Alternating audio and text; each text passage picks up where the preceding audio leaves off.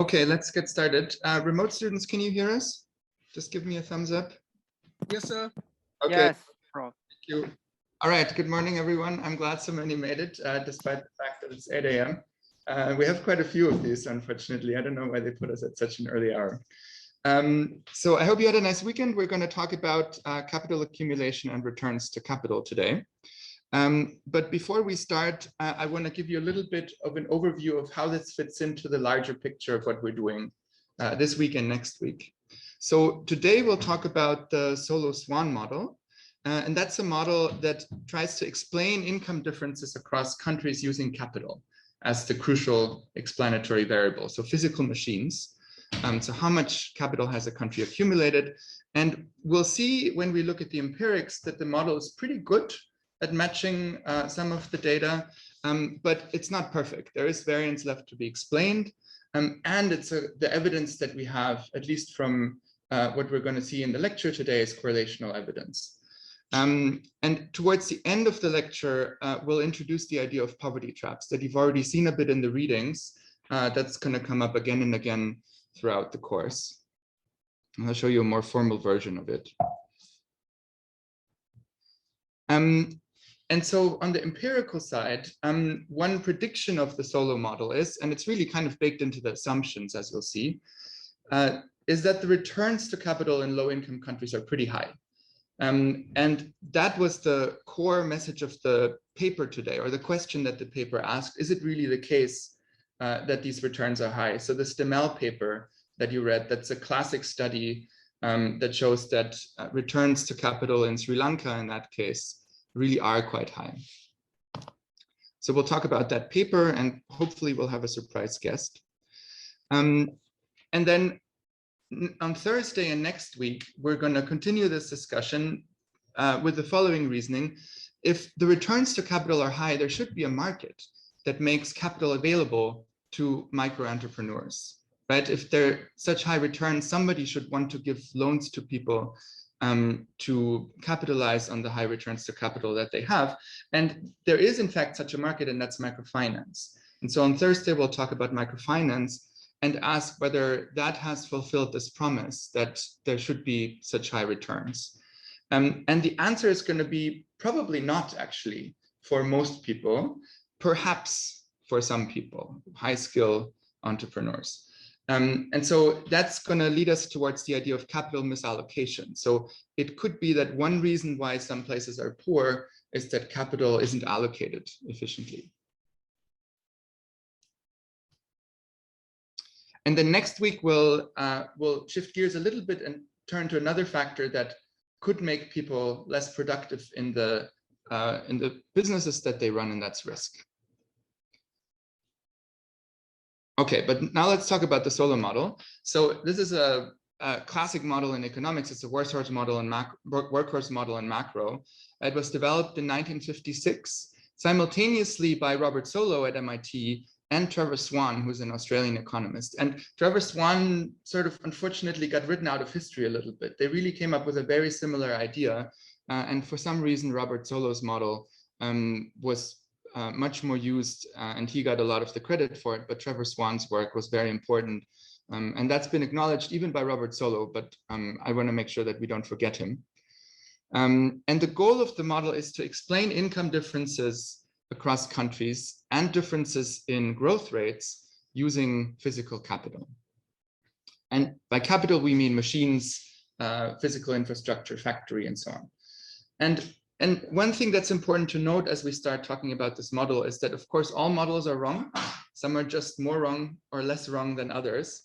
And models that focus on just one variable, like physical capital, are definitely wrong.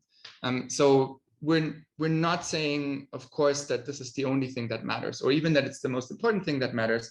But it's a good one to start thinking about. And the Solo model was very important in the history of development economics, in getting people started to think about which factors might matter for growth and how we might find out about how important they are.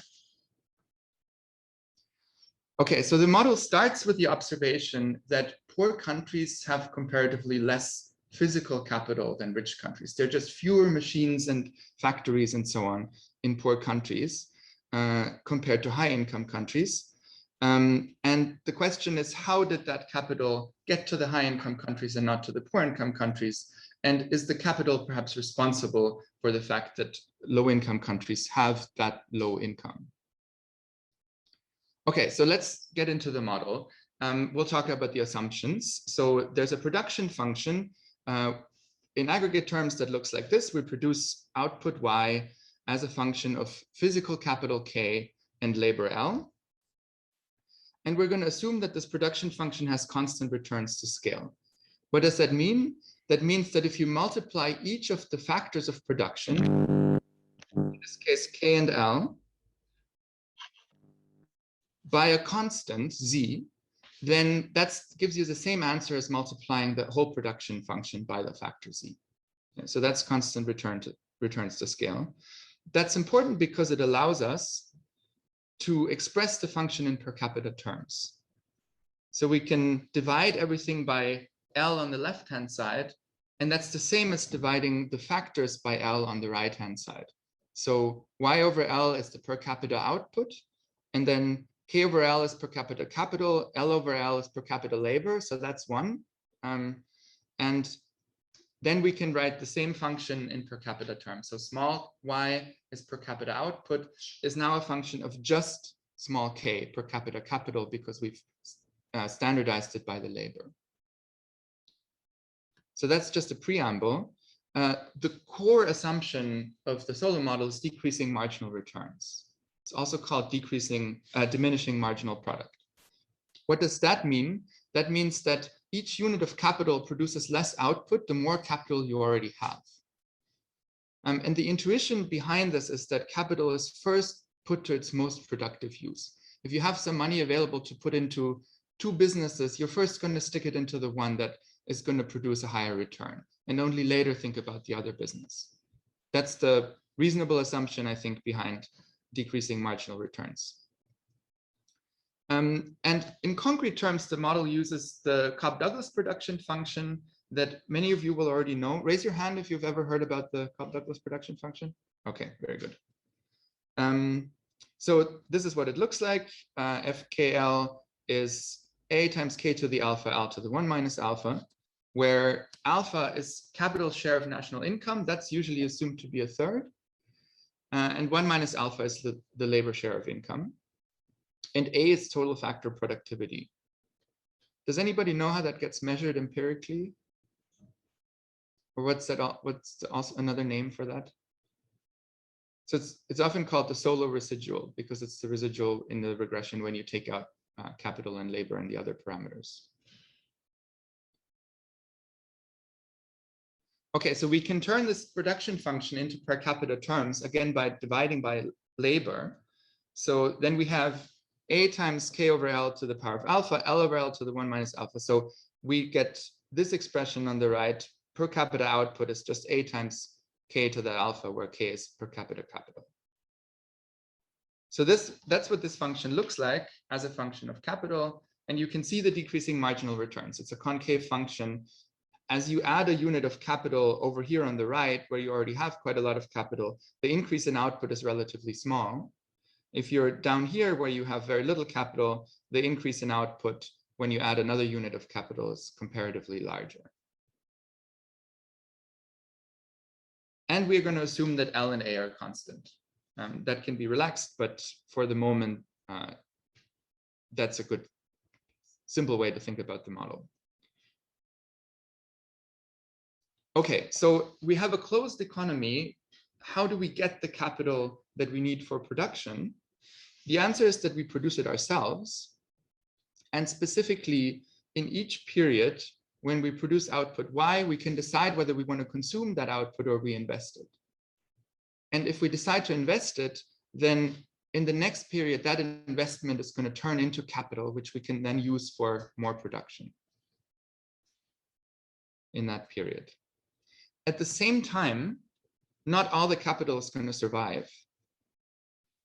So some of our old capital is going to depreciate from this period to the next.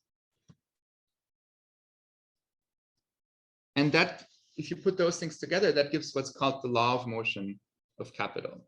So capital in the next period, KT plus 1, is just what we have this period, KT, plus the capital that from production this period that we decide to invest, minus the old capital that depreciates until the next period. So that's what this looks like. KT plus 1 is KT plus I minus D, where I is investment and D is depreciation. Okay, a few more assumptions. We're going to make this a little more concrete. We're going to say that a constant share of the output is invested in each period. So this investment, I, is just a constant parameter times our output, Y.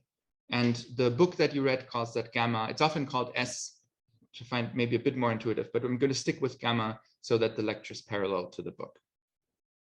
So investment is gamma times Y.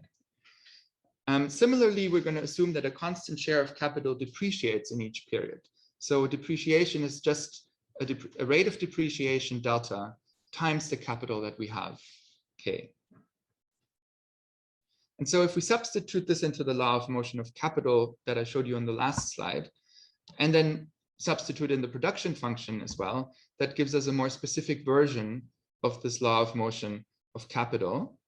So KT plus 1 is KT plus this constant share of output that's invested, minus the constant share of capital that depreciates. And now we can replace the output with a production function. And that gives us the law of motion of capital just in terms of capital and parameters.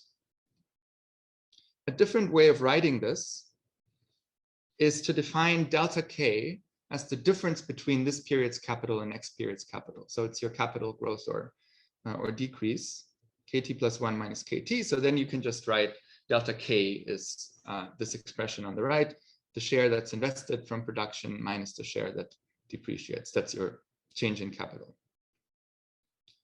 So that's the fundamental equation of the Solow model that does all the work. And I said earlier that constant returns, decreasing marginal returns are a prediction of the model, but they're also kind of an assumption. You can see why now. This is, they're built into the production function here. They're not built into this depreciation, which is linear. And so the decreasing marginal returns that we're going to see are a direct consequence of that, of the production function being concave and having decreasing marginal returns. Any questions so far?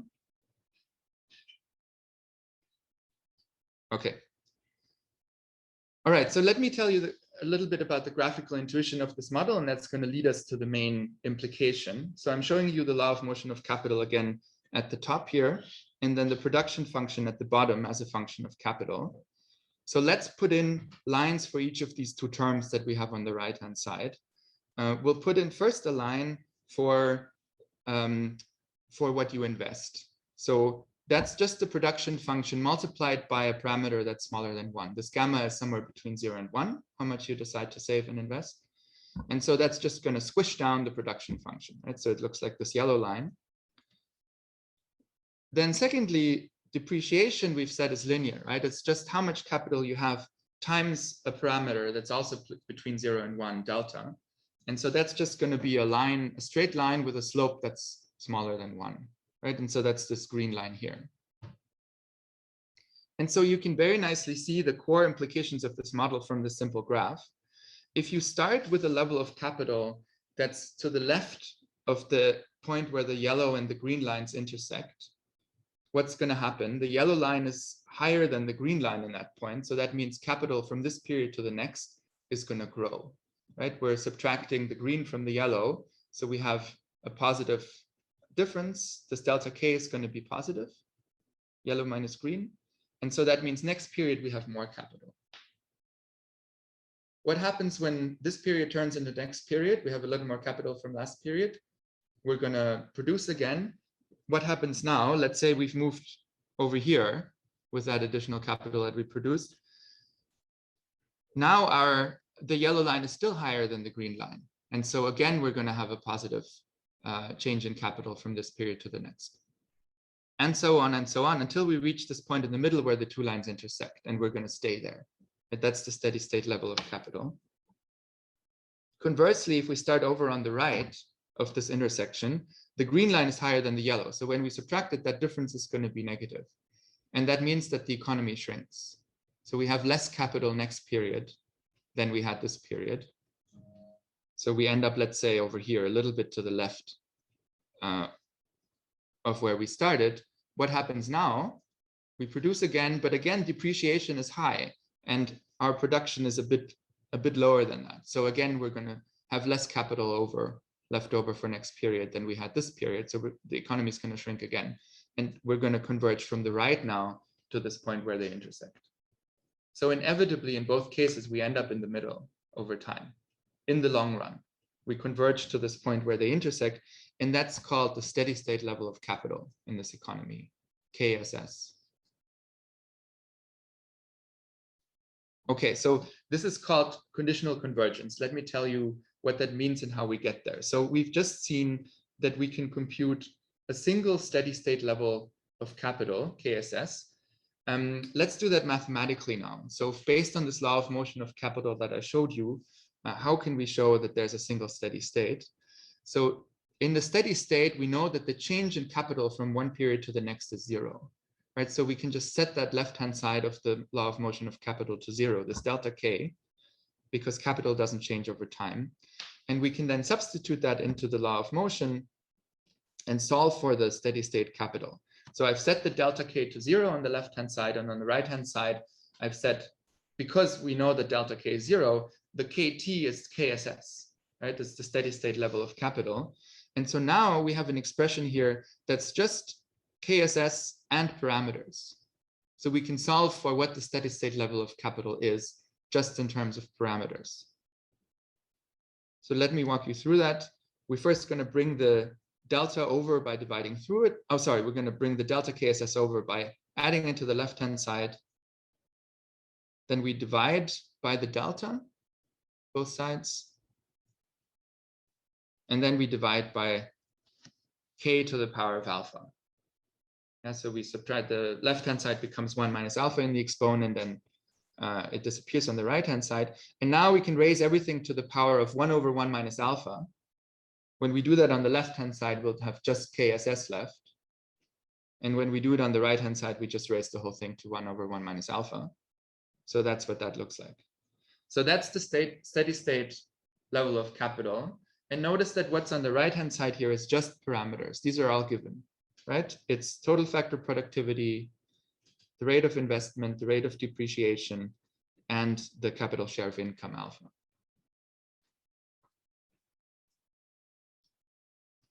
Okay, so what that means is that in the Solo model, a country accumulates capital until it arrives at the steady state level of capital, KSS. Inevitably, it's always going to get there in the long run. And that steady state level of capital immediately implies a steady state level of income, right? So that country's income is going to stay the same forevermore. You do that. How do you get the income? You just plug that steady state level of capital that we just derived into the production function. And that steady state, like we just saw, is entirely determined by parameters. So total factor productivity, rates of investment and depreciation, and alpha, capital share of income. So now, do all countries converge to the same level, exactly the same level of capital? And the answer to that is no, because they might differ in these parameters, right? Different countries might have different A's, they might have different alphas, might have different rates of depreciation, different rates of saving. That's why this is called conditional convergence. So conditional in this case means dependent on. So convergence happens, but it depends on what the values of these parameters are.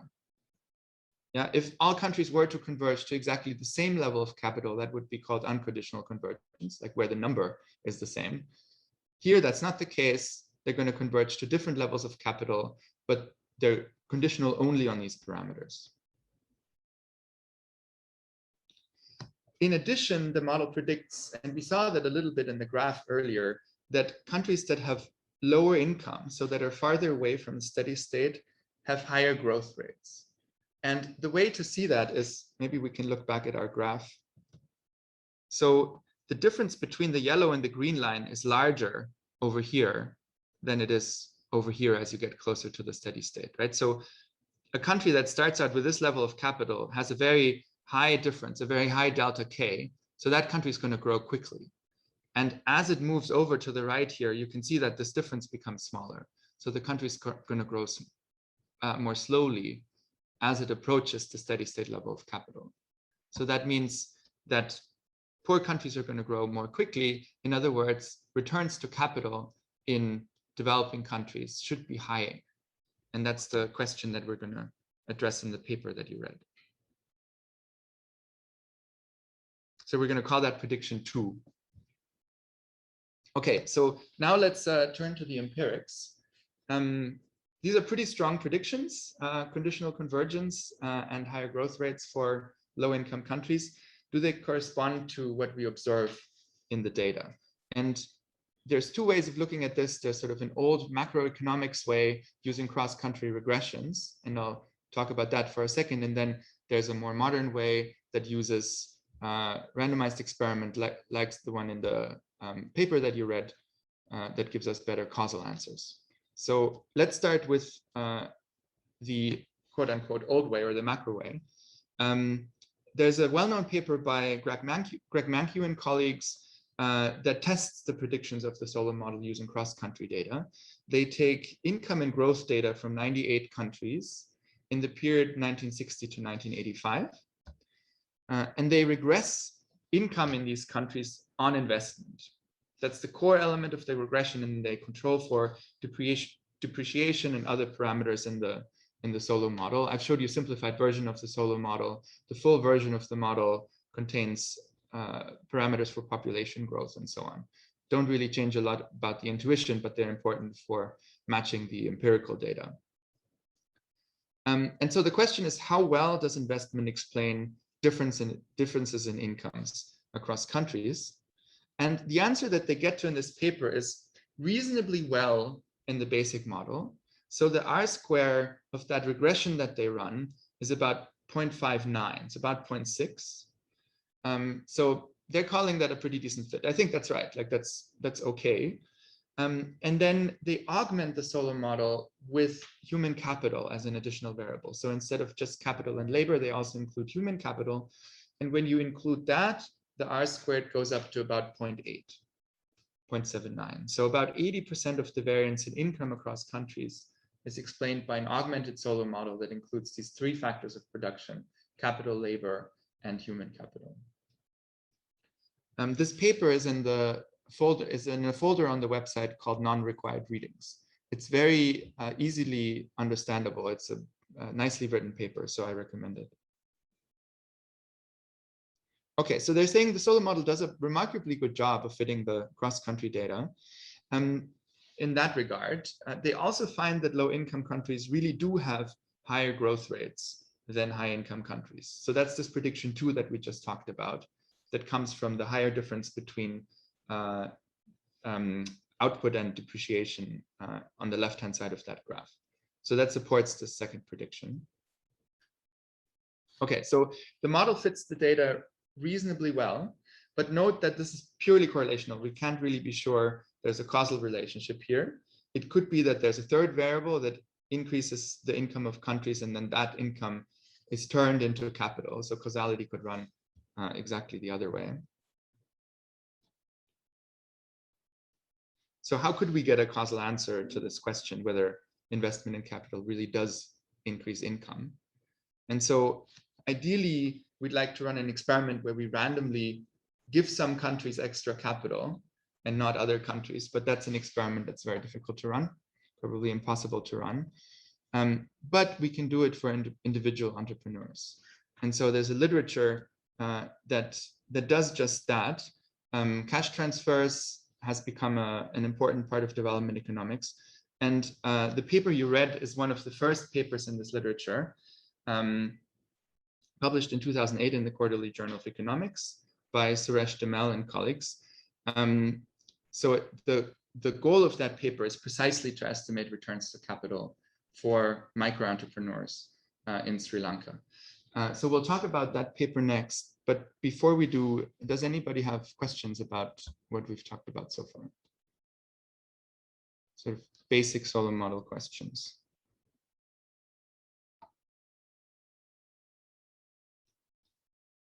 Okay, fantastic. So I want to ask one thing. yes.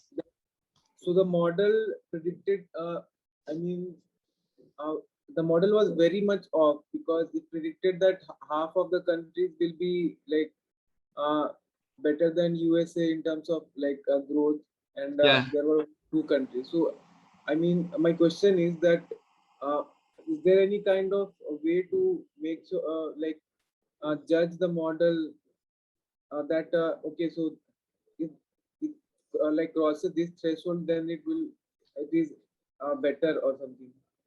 Sorry, say that last part again. I didn't catch that. So, is there a way to make sure that if the model passes any kind of threshold, then real even if it's wrong, we should take it into account, and if it doesn't, then we should not. Ah, I see what you're asking. Is there a point where we say this model is useful? Like, is there a number where we say, okay, this is a high enough R squared, this is a model we're going to start to believe in?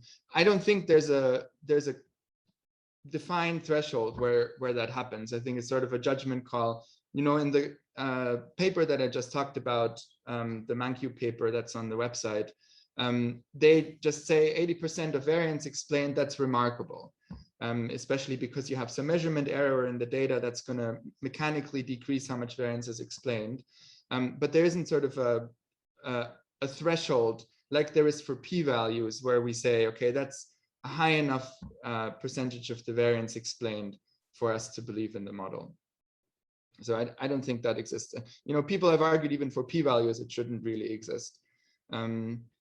And you're right that the data that was shown in the textbook, the model fits that much less well than what we saw in the ManQ paper. Even in terms of just the plain model, which had an R squared of 0.6 in the ManQ paper, I think in the textbook it's even lower. And I think that's just because the textbook uses pretty simple data. Okay, so if there aren't any more questions, let's start to talk about this paper by Suresh Demel and colleagues. And we have a surprise guest of honor, which is Suresh Demel, who will talk to us now. So he's a professor of economics at the University of Peradeniya in Sri Lanka. I hope I'm pronouncing that correctly. And this is one of his best known papers. He's written a lot of interesting work, but this is the paper that I really like a lot. It's been a landmark study. And I'm very pleased that he's with us now, I hope. Suresh, are you already online and can hear us? Okay, can you hear me? Yes, we can. Thank you so much for joining us. I will stop sharing my slides and then you can start sharing yours.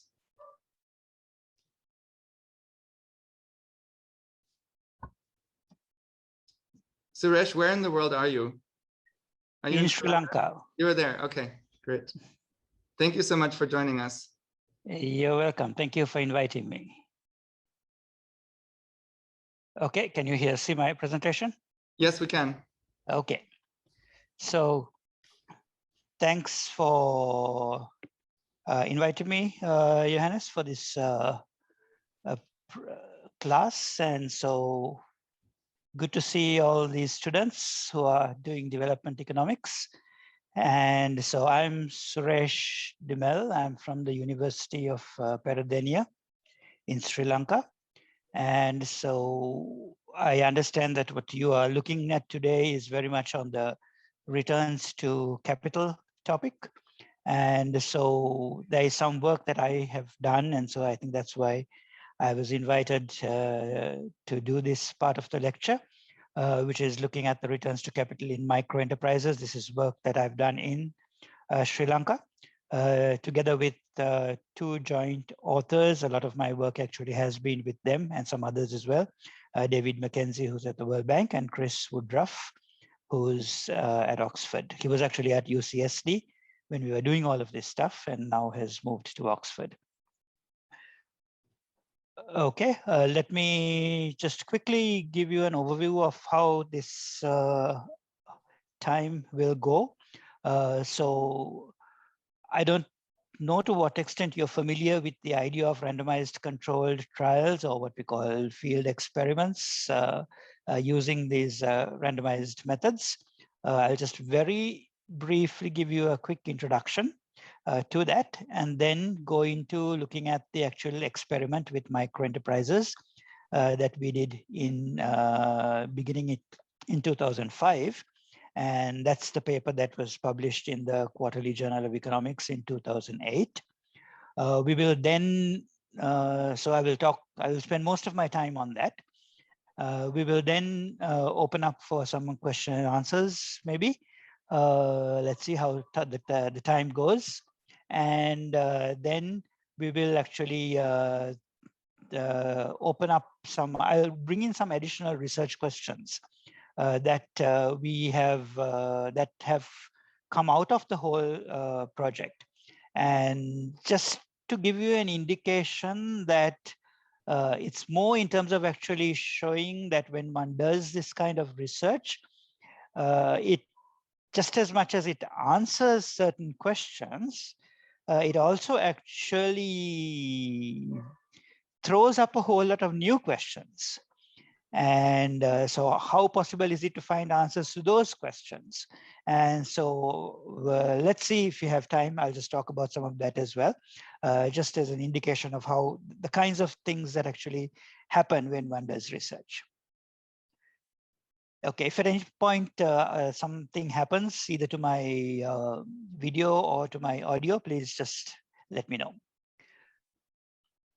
Okay, so why randomized field experiments? So I hope most of you are familiar with this, with the idea of randomized field experiments or randomized control trials. As you know, this is actually a methodology that has got very popular, particularly within development economics, because it's actually able to we are able to actually pin things down very neatly to be able to separate out effects and then to try to understand the impact of a certain intervention. And so that's kind of why the randomized field experiments has actually become very popular and almost has become like the gold standard in a lot of the development economics literature. And so what we're doing is we're looking at the effect of an intervention, which is also called a treatment, because the whole idea of doing randomized experiments actually originally came from medicine in terms of figuring out the efficiency of a particular drug and so on. And so we actually, I think it's part of that idea that we still use the word treatment for this. And so you compare a particular household, a firm, a student, whoever your respondent is, before your treatment and after your treatment, so pre-treatment and post-treatment.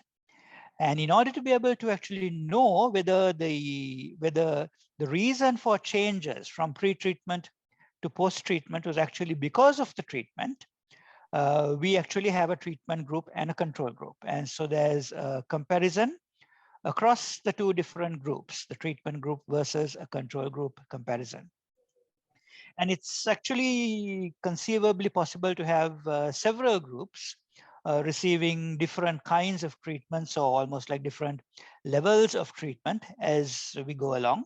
And if one designs the experiment carefully, what we're trying to do is trying to isolate the impact, and even try and bring in like interactions between impacts might also be possible to actually be, I mean, that's all part of the experiment design.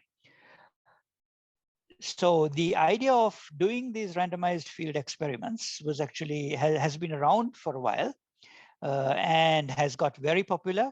So to be honest, this paper, the QJE paper, was for me my first experience with an RCT.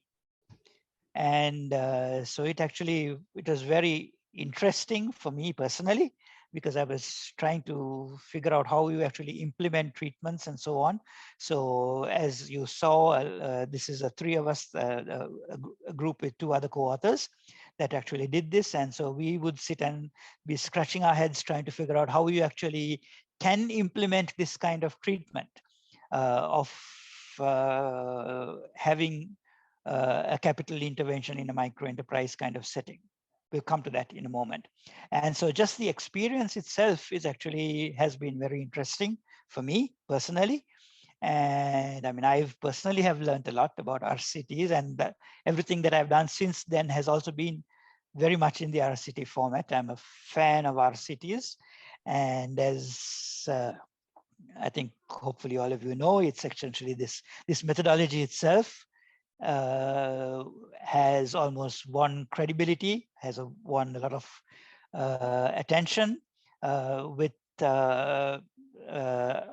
Esther Duflo and Abhijit Banerjee getting the Nobel Prize for this.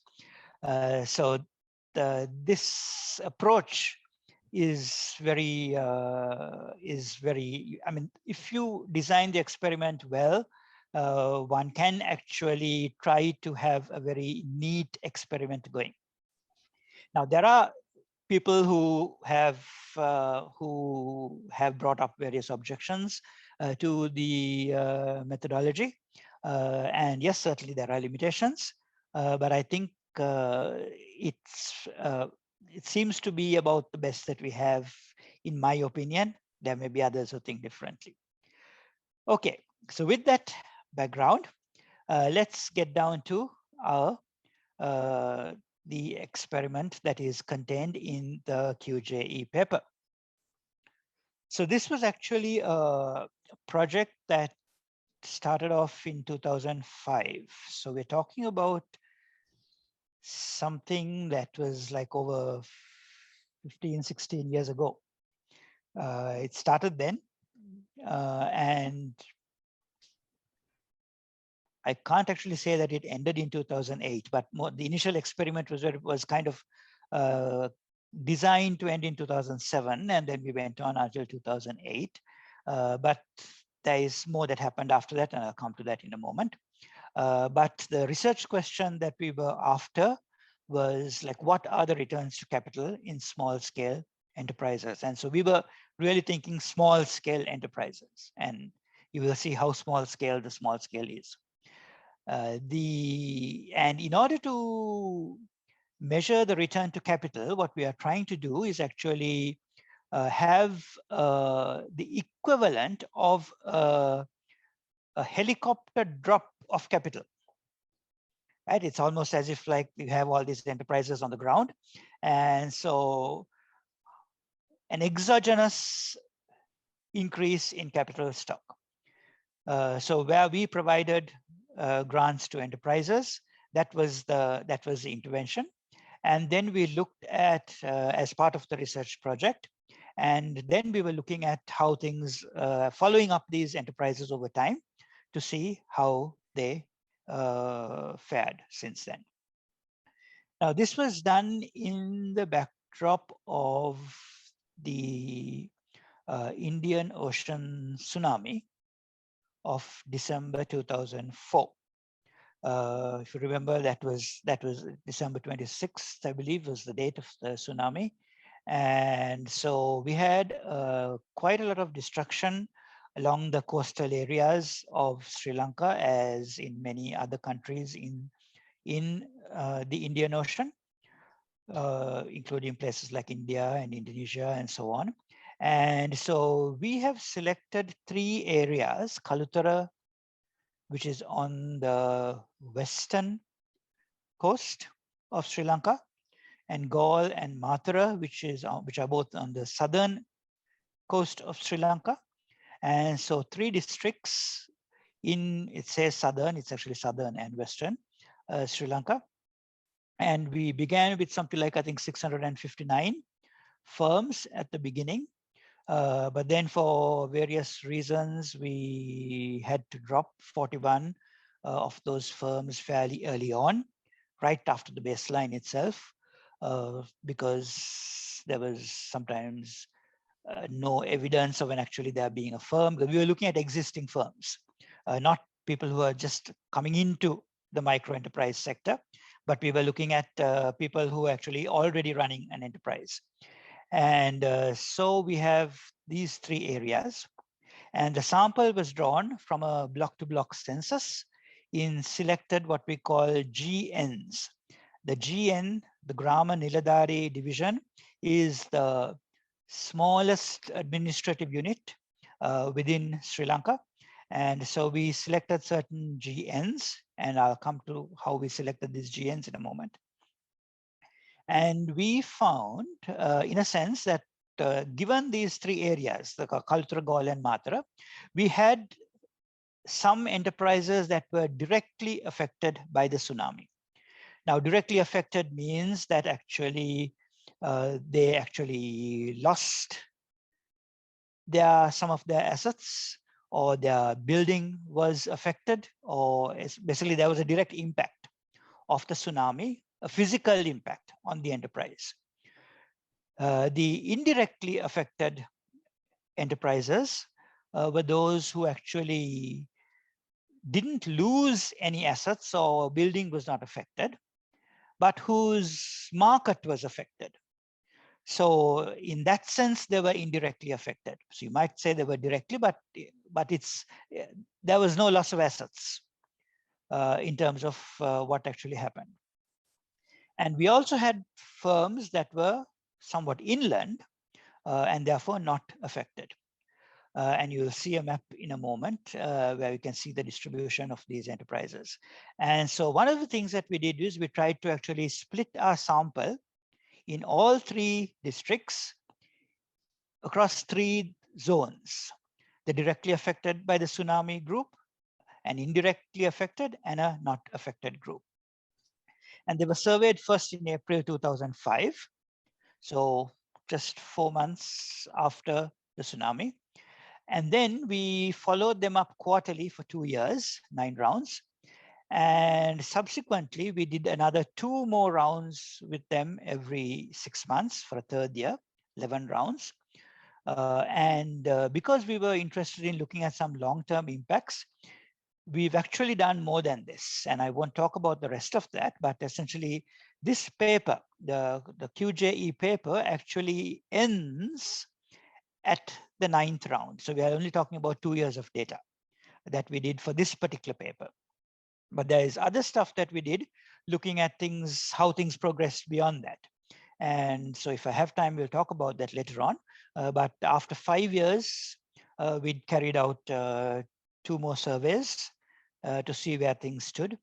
After 10 years, we did another 2 surveys to see where things stood. And the 5 years information is actually out. The 10 years, we have some indication of where things are, but we were interested in figuring out how things might have gone beyond that. And so we've actually done another survey in 2019 as well. So that's like 14 years after our initial survey. So we don't really have the results of all of those yet, but let's focus on the 9 rounds. Okay, let me go a bit fast. So we have, how did we choose our enterprises? We came up with this measure of $1,000 of capital stock, so less than $1,000.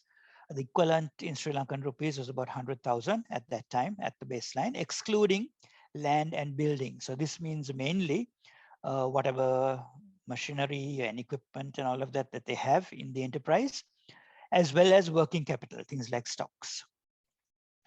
So as you can see, these are fairly in the distribution of enterprises. This is the bottom end, in a sense, right? So we're looking at fairly small businesses. I have a few photographs which I will show you later on. And so we initially did a screening survey in the Grama Niladari divisions, the GN divisions, which we selected for the survey were areas with high rates of self-employment and moderate education levels, because we were kind of expecting those to be the areas where these kinds of enterprises would be there, right? So we were expecting these enterprises to, these are not, I mean, there's no register of these enterprises, there's no listing of enterprises around. These are not necessarily formal enterprises. If so, they would actually be registered somewhere. So none of that works for these people, right? These are really tiny guys in terms of the enterprises that they do. We had an age of 20 to 65 that we used. We had a condition that they should not have any paid employees, and we deliberately left out agriculture, transportation, fishing, and professional services. So agriculture and fishing because of the seasonality in those enterprises. Transportation because invariably that's going to jump the 100,000 even if they own a motorbike or a tuk-tuk, it's going to jump the 100,000 limit. And professional services, of course, we were not expecting this to include lawyers and architects and doctors and so on. So we were not counting them as people who are. That was not the kind of enterprise that we're looking for either. Half were in retail. The other half turned out to be a combination of manufacturing and services. So things like sewing, lace, bamboo, food products, various kinds of, various products that kinds of manufacturing was taking place. So we have like salons, meaning people who, there's essentially cutting people's hair, right? So we have photographs of that as well. So all of that kind of stuff is around in this set of enterprises. This is a quick map of one of the districts. This is Mathura. The purple dots are the directly affected enterprises. The red dots are the indirectly affected enterprises. As you can see, sometimes the directly affected and the indirectly affected were fairly close to each other. It sometimes was just a question of how far the tsunami waters came in, right? So if at some points on the road, like one side of the road was directly affected, the other side of the road was indirectly affected, right? Because the waters reached up to only that particular road on one side of the road. And so we had that kind of, so as you can see in this Veligama, the Bay Area, you have the directly affected and indirectly affected fairly close, very mixed up with each other. And there's one area that is inland, which is our unaffected area. So this is one of the districts, the Mathura district.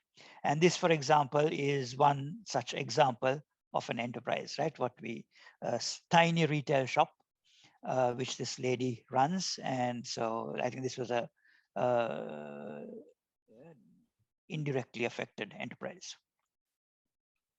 Okay, so how do we then simulate the capital shock? So after the first and third round of surveys, and the reason we split it up was more simply just out of logistical purposes. It was easier for us to actually do this implementation. Randomly selected firms received 4 kinds of treatments, right? So either there was 10,000 rupees in cash, or 10,000 rupees in equipment, or 20,000 rupees in cash, or 20,000 rupees in equipment. So its equivalent is of $100 or $200 in cash or equipment. Why cash or equipment? Well, one of the things that we wanted to know is there a difference? Like now, very often we see aid that is granted, which is tied aid. So it's given in kind, or it has to be used for a specific purpose.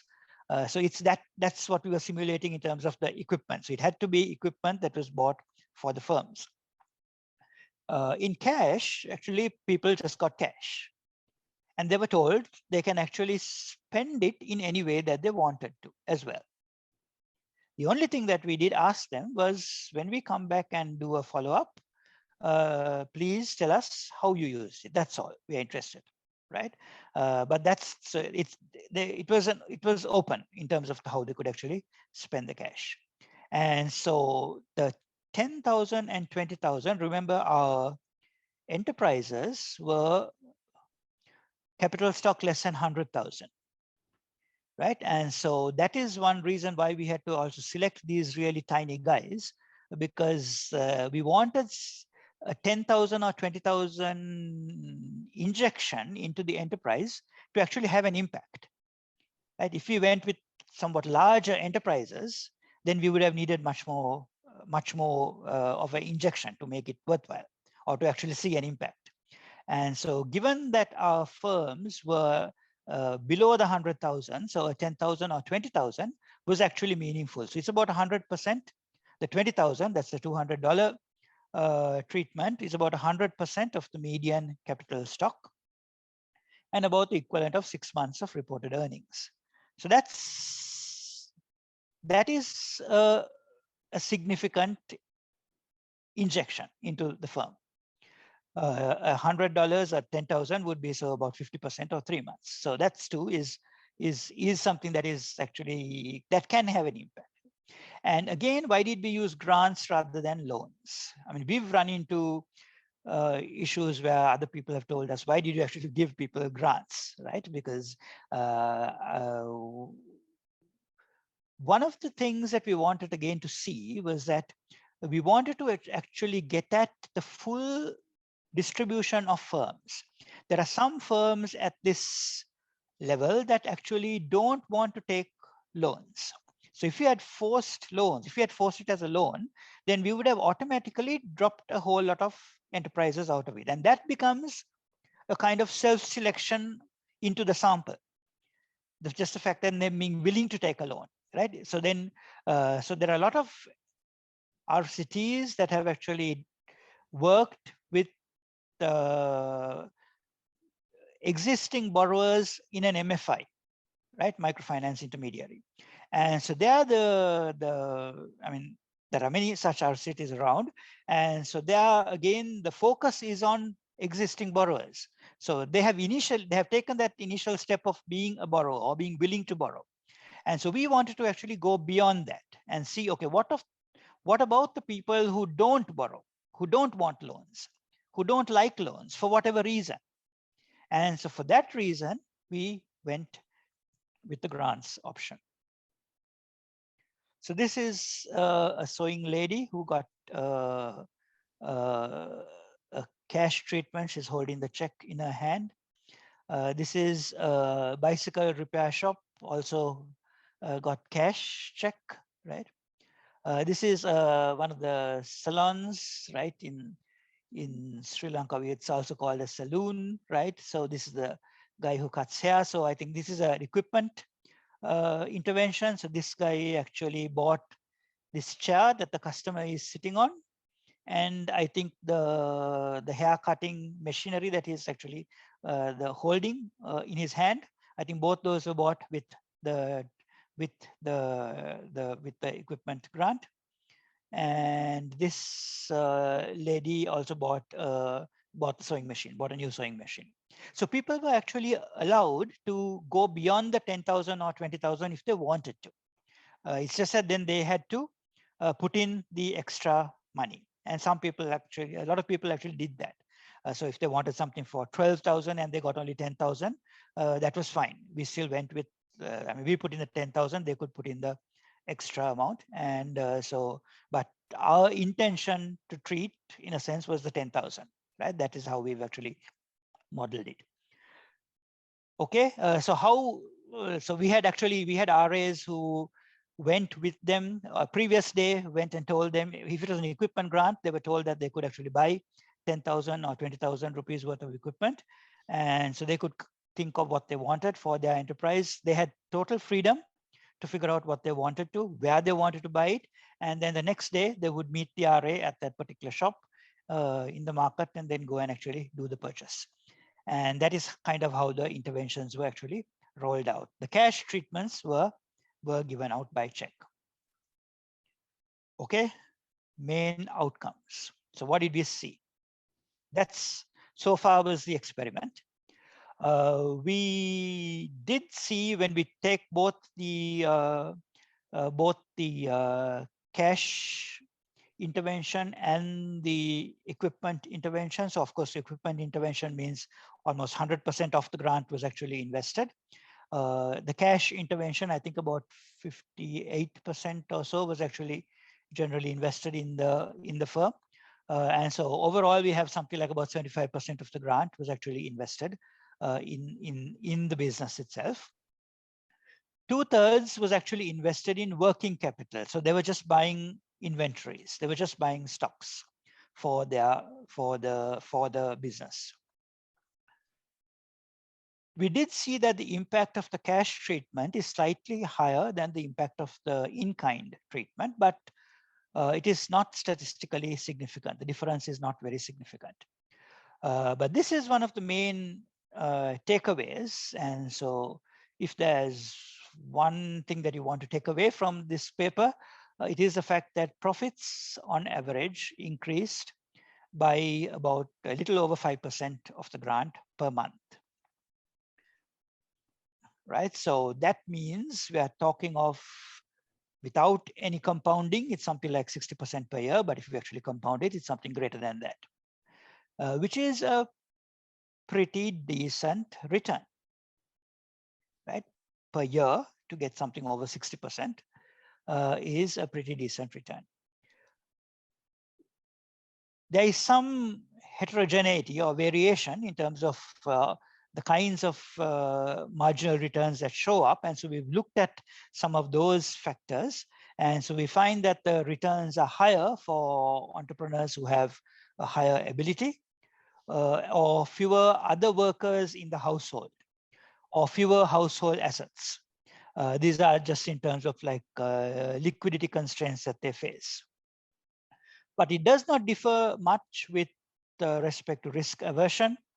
So we've done various measures of risk aversion. It's like a lottery kind of exercise that we did with them to measure their risk aversion, and also uncertainty about future profits. So it does not differ much there. But there's a huge variance in the returns, right? So about so even though we say it's 55% of the grant per month, that's the average. The distribution around that average is very large, right? So about 60% of females and about 20% of males end up having returns that are lower than the market interest rate. So you can understand maybe then why these people may not actually go and borrow. Because when you come up with this figure of profit increased on average by over 5% of the grant or over 60% per year, the immediate question is then why aren't people going and borrowing? Because you can, I mean, even people like this can go to a microfinance organization and get loans for like 25% per annum kind of situation. And so if they are earning over 60%, it still makes sense to go ahead with a loan. But it turns out that a large majority of them are actually at the bottom of that, right? So 60% of females and 20% of males have returns that actually are lower than the market interest rate. So they won't be able to, or it does not make sense for them to go and borrow. Now, this is the other main takeaway that we have from the paper, right? When we break it up by gender, we found that males generated very large increases in income, something like close to 9% per month, right? Our average was 5%, but males generated something close to 9%.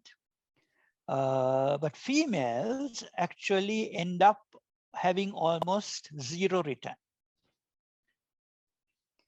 right? So this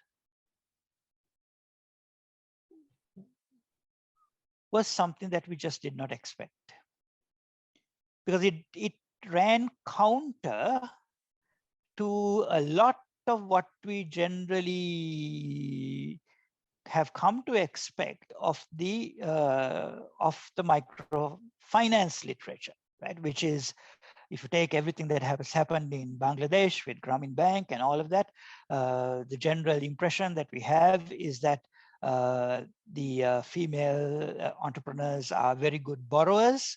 They are very good at repaying loans, and so I mean, all of Grameen Bank has done so much with that kind of with that target of entrepreneurs.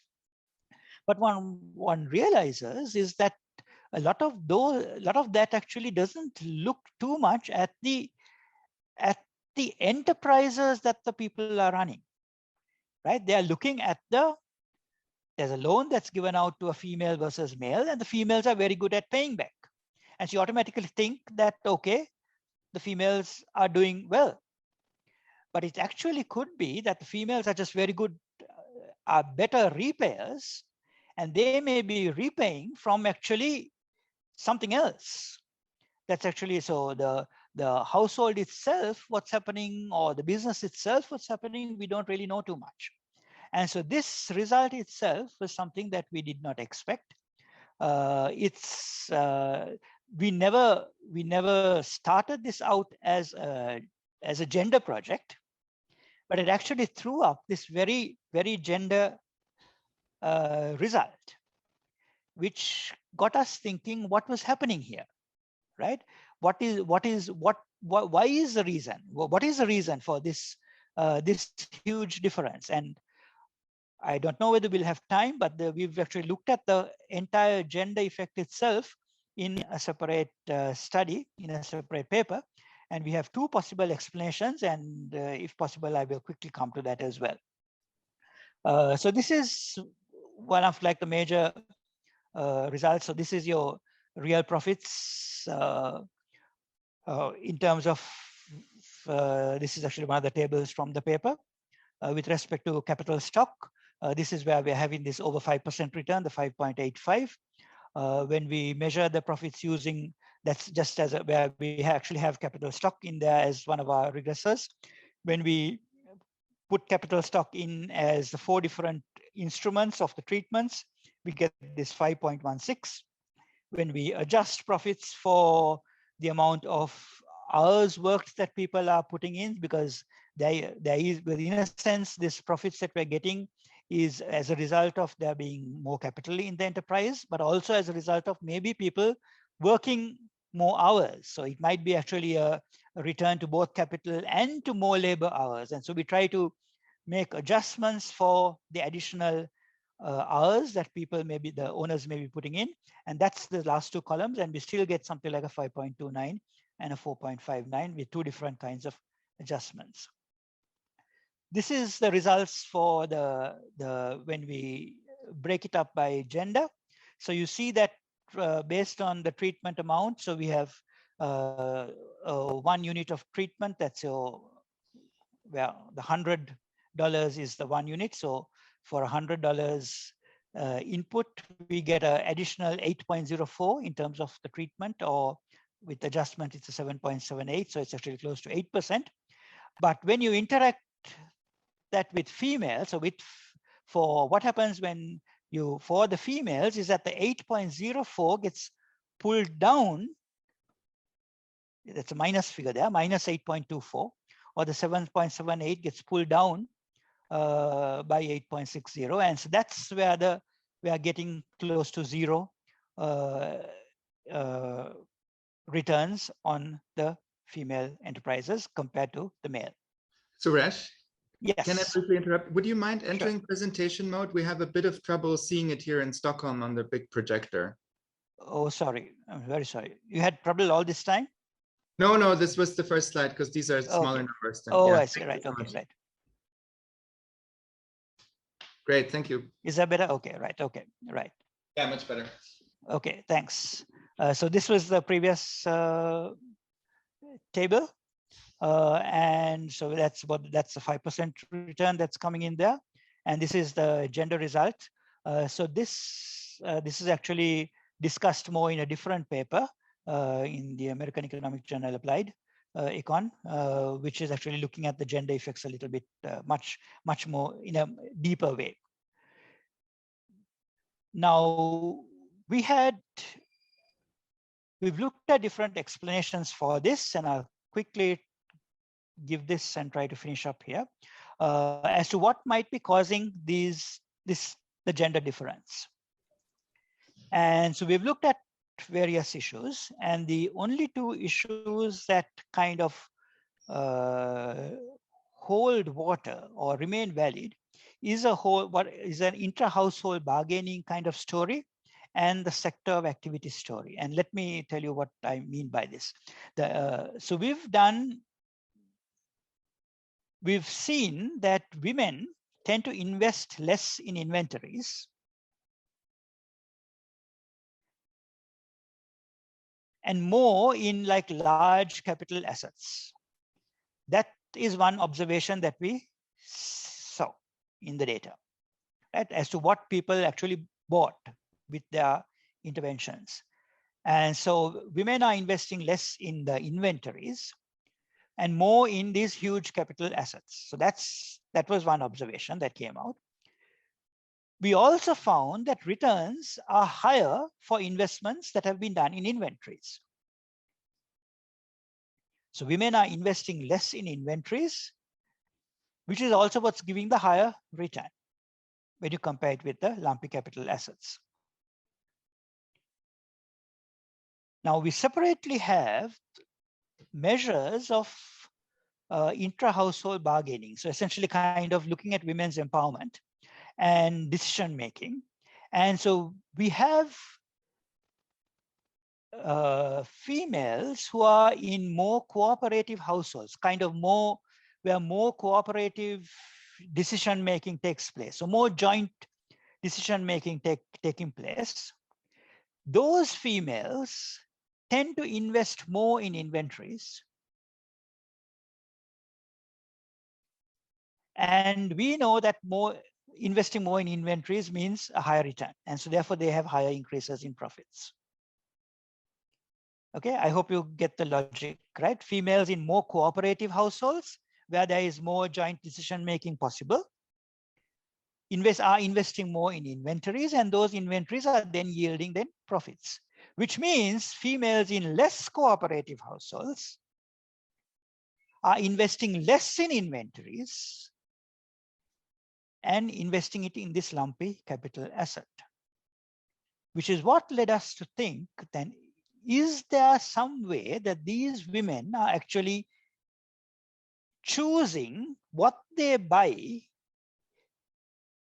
right, based on what kind of setup is there in the household, right? And so if there is, I mean, when we found this, I mean, we found anecdotal evidence, right, of spouses who've come and actually taken this stuff and sold it off and converted it to cash and then used it for whatever they want, right? And so if you have, so that would be a less cooperative kind of household, right? And so it seems to be that some of that, there is some validity for maybe that story, right? So is there some evidence for capture by the spouse that is actually happening here, right? So that is one story or one line of thinking that seems to hold here. The second line of thinking, and I will skip that, is the fact that there are some sectors, for example, garages, right, repair services, electrical work, and so on, which are mostly male dominated and almost like 100% male, while other sectors like sewing, for example, or food making, which are mainly female, entirely or mostly female.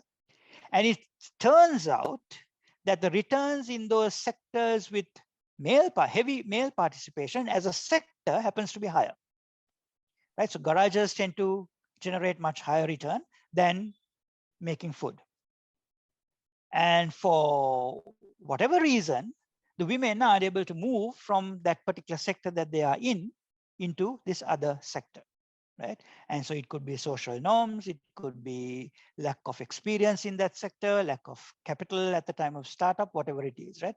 There may be various issues that are coming there. So we've actually discussed this with some of the NGOs, and even some of the NGOs have actually validated this and said, yes, we have trained people to be, we've known this, we've trained women to be good, to be electricians in a particular area because we know that they're able to earn good money and they are well qualified to do that work, but they don't get any business because people are not giving them business, because people don't think that they make good electricians, right? And so you have these very gender stereotype norms that have social norms that are playing in, which makes it difficult maybe for women to move from the what's socially accepted for women to be in kind of sector to what is generally accepted as being a male dominated sector.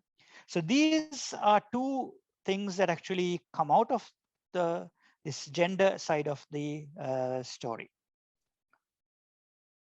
Okay, I'm going to stop there before getting on to the rest of it, and maybe take some time if you have any questions. Do we have time for questions? We do. Suresh, do you Okay, want yeah. specific questions about this section, or do you have another section at the end where we can ask more general questions, or should we do those now?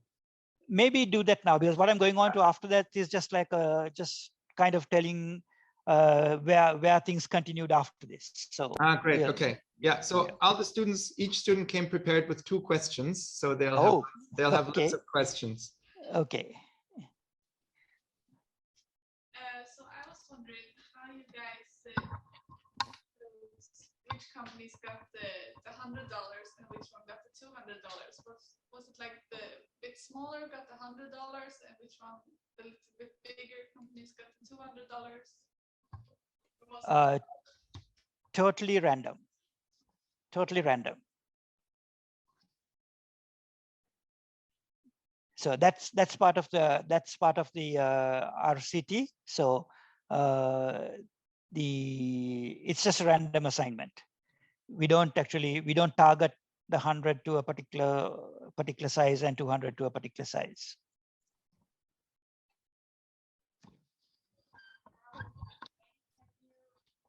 Okay, go ahead, Daniela. Is it? Yeah. Right, Suresh, we have one question in the room that already started. Let me let her ask it, and then I'll say it a bit more loudly, and then we can go to the online ones. I was just wondering whether he could just explain how the surveys looked like, and what did they ask, and in general, or wasn't did they only ask for numbers? Yeah, Suresh, the question is, could you say a bit more about what the surveys look like? Like what kinds of questions are asked? Is it only questions about numbers or others as well?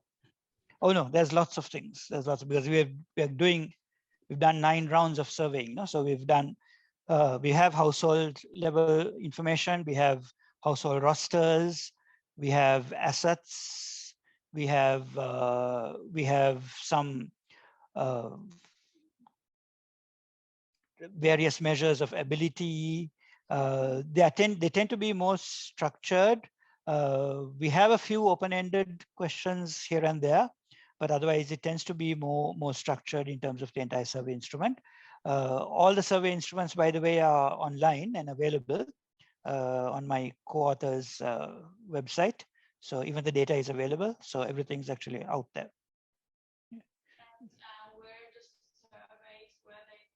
For each round, or were they the same? Was that audible? Were they different or the same? The surveys for each round? So there were some questions that were the same. For example, what were your profits? So we had like an operational information module, which was fairly common in each module, right? So but otherwise we had some sections which actually changed. So one time we would get a lot of information about their loans, another time we would get information about their household, another time we would get information more about assets and so on. So those modules varied, but there were some sections that were common. Yeah. Great, thank you. Maybe I can moderate the questions a bit because I see both the ones in the room and the ones online. So the next person I saw having their hand up is Neka. I hope I'm pronouncing that correctly. Okay, good morning, Prof. Yes, Prof. Yeah. Good morning. Okay, so my question is, the first question I have is, given that you found out that women and men were tended to be clustered in different sets of activities, how was this handled in this particular study? Seeing that the result was kind of skewed, seeing that males kind of performed better than the females, was there a way that the study actually controlled or corrected for this clustering of the females and males in different sectors of activities? That's my first question. Then my second question is, considering experiments, when you want to run experiments, this study, from what I saw, lasted for about 2 years. Is there like a benchmark for the timeline of an experiment for it to be considered valid or not? Thank you. Okay. So your first question, Neka, it was actually more the other way around. So when we when we took everything together, we got the result that males performed much better than the females. And then we were looking at explanations for why this might be the case. And so one of the explanations that we have is that the females tend to be in particular sectors. Males tend to be dominated in certain sectors. Now, there were some sectors, like, for example, retail shops, which are both male run and female run. But here we have certain sectors that are dominated by males, certain sectors that are dominated by females. And when we look at the rates of return by sector, we see that it so happens that the male-dominated sectors are high return, female-dominated sectors are low return. So that's essentially the logical setup here. We don't go beyond in terms of clustering by sector. Well, in a sense, it's by sector that we found these returns. And since seen this observation, we've done some other work with gender, where we've tried to get people to switch sectors. And so that's a different experiment. But in this particular work, they are in their sector. Question 2. What can I say? I don't know whether there's I would say look at places like JPEL and IPA, which have lots of these RCTs, and will tell you what a benchmark might be. But what I know is that the more follow-up surveys you do, the better. And sometimes the more baseline surveys that you do, the better as well. And sometimes, I've done some cases where we actually had 2 or 3 baselines before we actually do the intervention. And that's more for people to settle into like the survey. And then we actually have carried out the intervention and then done follow-ups after that. And so certainly the more surveys, the better. And because if you do it just for, sometimes you might just do it for 1 year and you might actually see a result. And we actually have that in one of our separate gender paper, where after 1 year, 2 years, we actually saw very good results. And so we are kind of thrilled that our results are showing up well. But we go and check the situation 3, 4 years afterwards and find that those results have dropped. And so sometimes it's only a short-term impact that you're actually getting. And so in that sense, having a longer time domain and more follow-up surveys might help you to get at a better picture of what is actually taking place. Great, thank you. The next question is from Daniela. Hi, thank you. So my question is about the results that you got about how the returns tended to be higher for entrepreneurs who had a higher ability.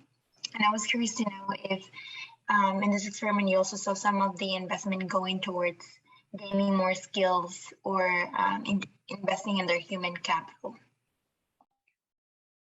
In this experiment, actually, we didn't see that because they actually had to go and buy something on that particular day.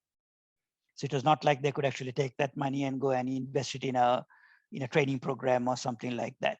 So in this was very much a physical capital intervention. We've done other experiments where we've done business training for women entrepreneurs, and that's a different study. So I will talk about that later on. But yeah, not here, Daniela. No. Suresh, you should let us know how many more questions we have time for. I know you have a couple more slides. I think I can go for like 5 minutes more. Okay, great. Any questions in the room? Yes. Yeah, I don't know. Can you hear me from? I'm in Stockholm, professor, or I maybe tell the teacher here. Maybe you can speak up, and then he doesn't. Yeah, speak up a bit louder. I may be able to hear you. Yeah. And if he doesn't hear it out. Yeah. Yeah, I give it a go.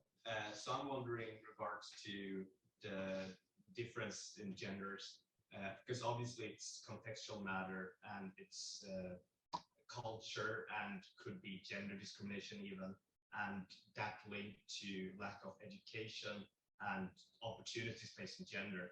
Could you see that be a part of the study to better understand the difference between the result for men and women?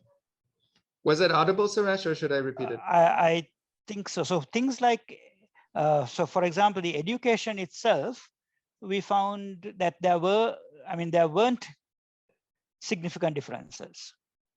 There were not significant differences. So in that sense, it's not discrimination through education. It might be discrimination in terms of the kinds of things I talked about, in terms of the way the social norms are set up or something like that. It may be that kind of story that's actually happening. Yes. One more question in the room, and then we can do another one online. Yeah. How can you generalize these results to other countries regarding the male and female part of the research, or is this depicted to Sri Lanka? Was that okay? awesome? So yes, I did. So my co-authors, I was not involved in that, but my co-authors did a similar study in Mexico, which was published in the WBER. I know of some others who've done similar work elsewhere, and they get similar results. So it's not a lot of countries, but it's not only Sri Lanka either. So these gender differences have been showing up in other studies as well. Next question I see is from Rishan. Okay, thank you, Prof. My question is about risk aversion and uncertainty. In your treatment effect heterogeneity, it's shown that the treatment of risk aversion and uncertainty is carried out in the third wave, and the result is not significant. And you also explained that the measurement may be caused by the treatment effect. And my question is, if the measurement of risk aversion and uncertainty is carried out before the third wave or extremely in the baseline study, will it affect the overall treatment or the overall result of your research? And my question is, and my second question is about the owner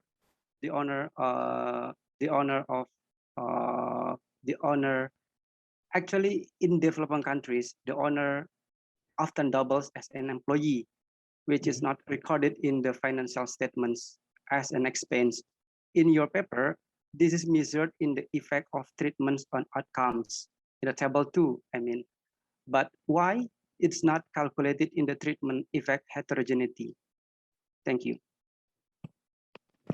Okay, I'm trying to remember when we actually did that. So in terms of the risk aversion exercise, the lotteries, we have done it a couple of times. So we have done it, I think we've done it before the treatment. We've also done it afterwards. So we have, because we have so many follow-up surveys, we have repeated it at certain points. So we have measures at both times. And but I think what would have gone into the analysis, I think, would be the pre-treatment, is what I remember. I'm not 100% sure on this, but I think that's what actually went in, because since it's been a while since we did all this analysis. So that's the measures of treatment that we have. Sorry, measures of risk aversion that we have. Did we try it with post-treatment risk aversion also? I'm sorry, I don't quite remember whether we did. We tried with that measure also. I don't remember whether we did that as well. Thank you. Thank you, Suresh. I think I know that you have to go at what is, I think, 1 p.m. your time. So maybe I know that there's a few more questions, but maybe we let you finish your slides. Okay. So thanks. What I wanted to actually share, so sorry I couldn't get to all your questions. What I actually wanted to share was that this was only just a part of what this was. I mean, we began with this experiment, looking at the rate of return to injections of capital. That was the paper.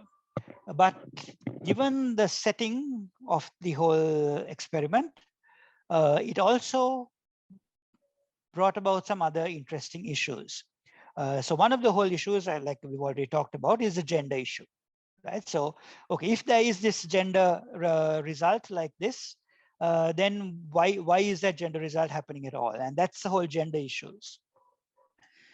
Given that this is done in a tsunami setting, so how do enterprises recover after this kind of disaster, right? So that in itself is an interesting issue, because how does enterprise recovery take place? And so actually, one of the issues that we did notice in the QJE paper was because the directly affected enterprises were actually almost like a different way in which the whole recovery process was taking place. All of these results that we did up to now, we actually left out the directly affected enterprises, and we only did with the indirectly affected and the unaffected enterprises, because it seemed like the directly affected enterprises were, in a sense, a separate sample altogether. And so in order to look at that whole aspect, the enterprise recovery after the natural disaster, we actually looked at that lot separately. Then there's a whole issue of, I mean, how does this help in terms of their mental health? So you have, I mean, these are people who've actually been through a tsunami. Some of them have actually seen the tsunami, right? Physically, they have actually seen the wave. They have seen all the damage that has taken place. Many of them were going through a lot of what would normally be termed PTSD, post-traumatic stress kind of situations. And so now, how do these guys who've actually been through this kind of an experience, how do they get back on their feet again? And to what extent is economic recovery linked to their mental health recovery from having gone through this kind of a experience? And so that was another issue that we actually looked at, the link between economic recovery and mental health recovery. The other issue in terms of, okay, if these guys are actually making this kind of returns, then why don't they access loans? Is it because they don't have access to loans? Is it that they don't know how to get loans? Is it that there are many barriers to loans? If so, can a loan intervention help? And so we carried out a loan intervention with some of these. Excuse me.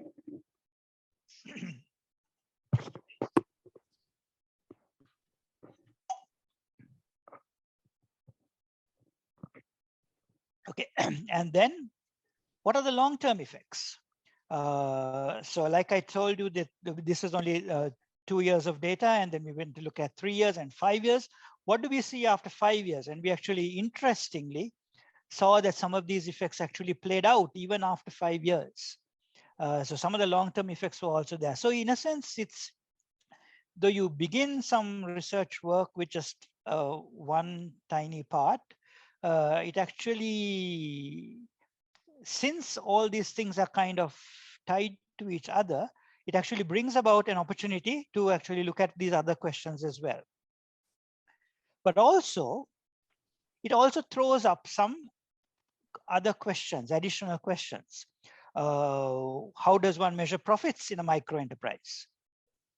These guys don't keep their books properly. So how do you actually do that? Most of them are informal businesses. What happens if they actually become formal? Does it actually have an impact?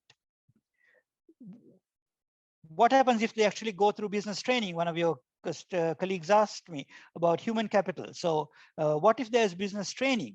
And if they, what will that do to the enterprises? What are the characteristics of these micro enterprises owners? I mean, are they more like daily paid workers, or are they more like SME type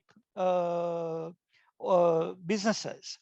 And also, okay, if this works for capital, then will it work for labor? Can we have a labor injection as well?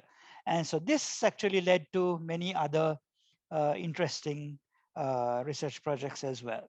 And so this is kind of where I want to finish up today, because this kind of, this, in a sense, in these kinds of developing country situations, we are able to actually see how all these different factors actually come into play, and maybe then see whether we can generate some answers for some of these additional questions also. But as I said, we don't have time to go through all of that, but I will just keep these here so that you have an idea of what kind of thing is possible. Fantastic. Thank you so much, Suresh. I know you have to leave now, so we'll let you go. Okay. We're very grateful that you made so much time and answered our questions. And so a big round of applause from Stockholm and from the online participants. Okay. Thank you for having me, and thank you for inviting me. Thank you so much for joining. Okay. Okay. Bye-bye. Bye-bye. All right. So we have a little bit more material left, but I'd like us to take about a 5-minute break. So let's come back at 37 past the hour, and then we'll go through the rest of the material. Okay, so let's get going again. Before we dive into poverty traps, I want to do a quick temperature check on your thoughts about the class so far. So please take out your phones or your laptops and go to this website, slido.com/151550. And that's both the Stockholm students and the RSE students. Okay, great. So very few people are reading everything, but most people are reading something. That's good. All right, next one, level of difficulty.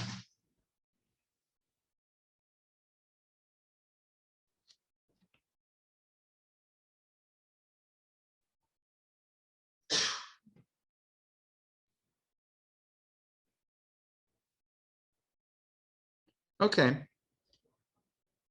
that's really good to know. All right, thank you. That helps me a lot to adjust.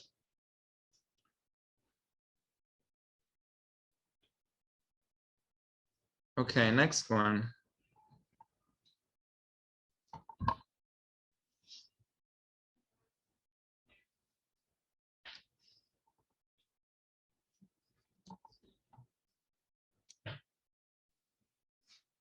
Oh, that's so boring.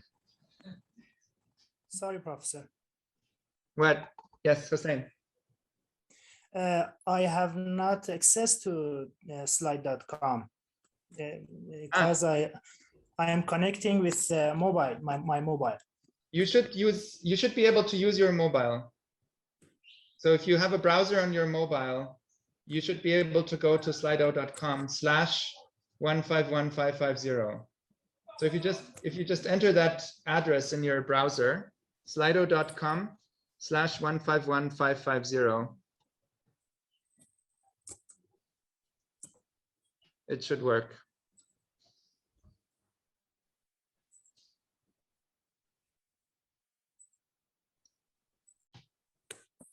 All right, how boring is that? I will oblige. And final one.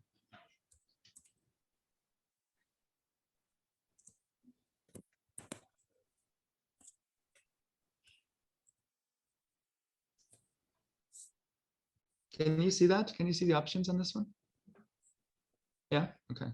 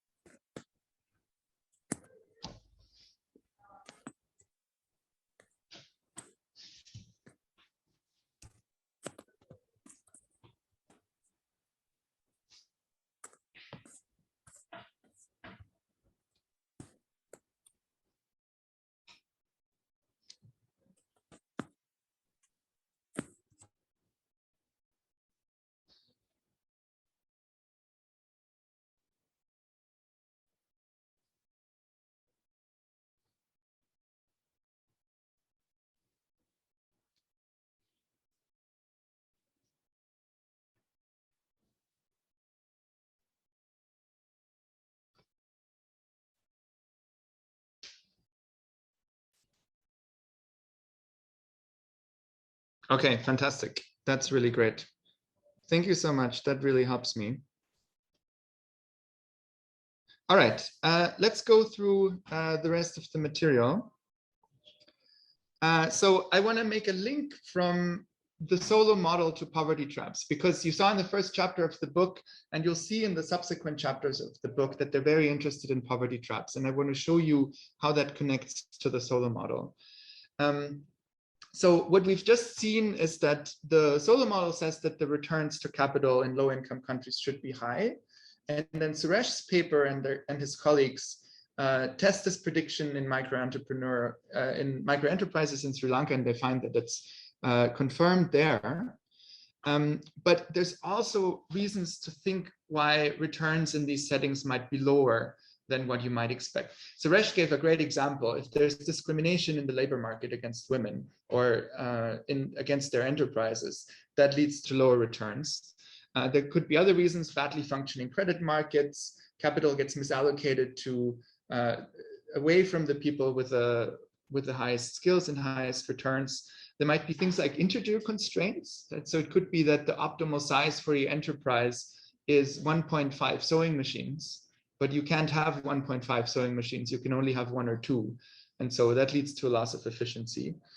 And if these problems are larger for low-income households, so this integer constraint example, you can easily see how that's a bigger problem when you have a very small scale business, that might give rise to poverty traps. And so let me show you what the link to the solo model looks like. You've seen a poverty trap example in chapter 1 of Poor Economics. This S-shaped curve that they have in that chapter depicts a poverty trap, and we'll now modify the solo model to demonstrate how a poverty trap can work in that model.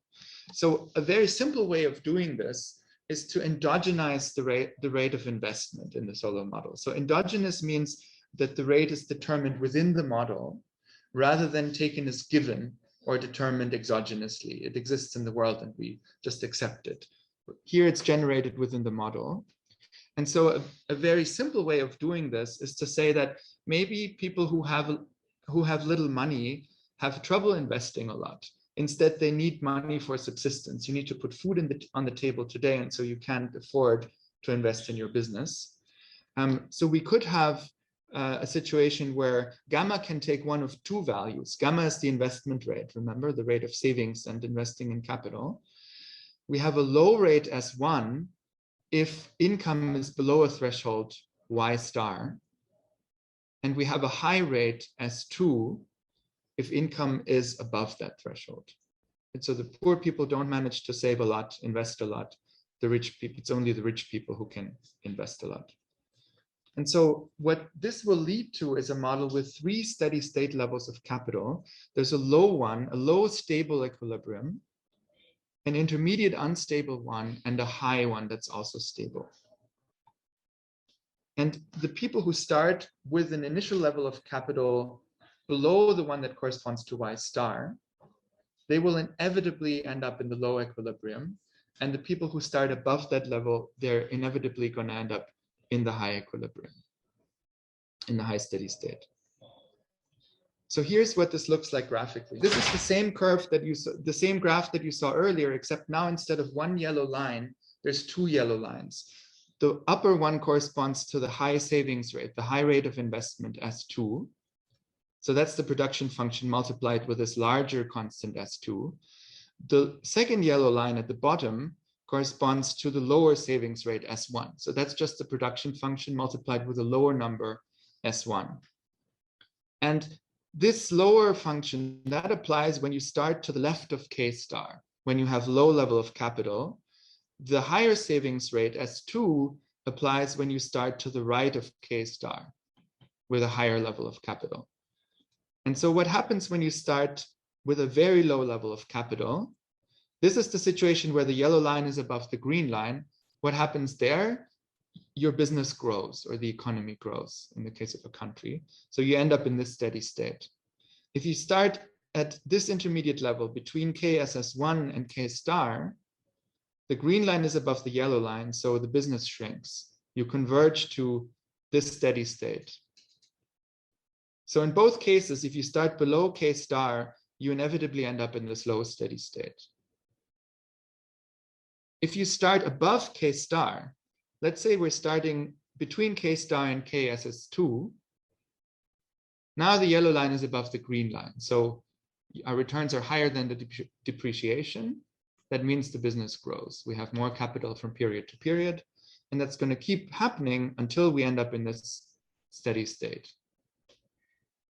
And finally, if we start to the right of KSS2, now depreciation is higher again than our output, and then our savings and times output. And so we're going to converge back down to this steady state here. And finally, if we start right at K star, we're going to always stay there. And so we've said that the savings rate S1 applies when the initial level of capital is smaller or equal to K star. And so that means if it's equal to K star, we just stay at K star. But as soon as it's perturbed just a little bit, we'll bounce off into one of these two corners, into the low steady state or the high steady state. So this is an unstable steady state, which will mean that very few people are going to be there for very long. As soon as your level of capital moves around a little bit, you end up in one of the two corners. Okay, so that's a model with multiple equilibria. Previously, the version of the Solow model that you saw has just one equilibrium, one steady state. Here we have three of them, of which two are stable. And if you're down here, then it's very hard to get out of it unless you get a very large injection of capital that catapults you over here to the right of K star. And so that's the sense in which you're trapped. Does that make sense? Okay, so let me tell you a little bit about what we're doing next time. Any questions about poverty traps before I do that? Okay, great. All right, so we've seen pretty high returns in this paper by Suresh and friends. So given that that's the case, there should be a market that provides capital to micro enterprises. You know, a bank can make a lot of money when these folks have 60% returns. And that market exists, and that's the basic idea behind microcredit. So on Thursday, we're going to talk about whether microcredit really can increase household income. And you're going to read a paper by Britta Augsburg and colleagues that's part of a special issue of the AAJ Applied from 2015. That was the collection of 6 randomized experiments on microcredit. And so I recommend having a look at that special issue, not just the paper from it that you're going to read, but also the others. It's a really nice assortment of studies that's going to give you a full picture of the state of knowledge that we had, or at least a reasonably complete picture of the state of knowledge we had back in 2015. And so what we're going to see is that perhaps despite of what we might expect intuitively, given all that's been said about microcredit, and also despite the predictions of the Solow model and the results of the Demel paper that we saw today, that there are some positive impacts from microcredit, but they're actually quite small. On the whole, there isn't a lot of movement of incomes and levels of consumption. And we'll think about why that might be the case. And capital misallocation is going to be one of the elements of that discussion. Okay, so we'll stop here, and I'll see you on Thursday, same time, I think, back in the auditorium 4 over there. All right, see you then. Thanks, online students. See you soon. Thank you. Thank you. Thank you, Professor. Thank you. Thanks, John. See you, everyone. Thanks, teacher. See you next class.